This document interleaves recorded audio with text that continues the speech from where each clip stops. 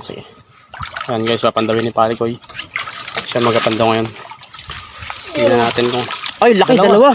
Ay, galing ni pare Koy. Oh, sumabit. Wait lang. Sumabit yung ano. Galing ah. Uy, lalaglag ng isa. Ayun.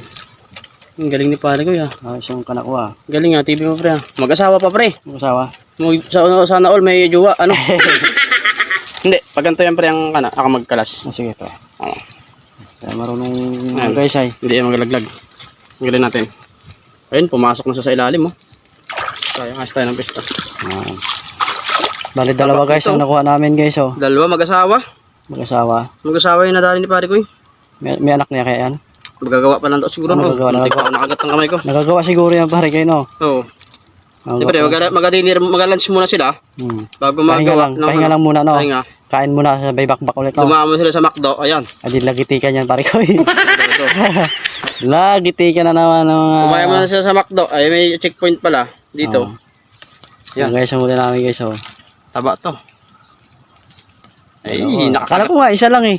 Isa lang nakikita ko ay. Dalawa? Wala sila? Dalawa pala, nakapatong isa, ano. Laglag niya yung asawa niya sa loob eh. Ayun. Alin ang lalaki dyan? Yan o. Ito. Oo, mapayat eh. Barako ay. Barako. Yan. Alright. Dito lang pala. Haha.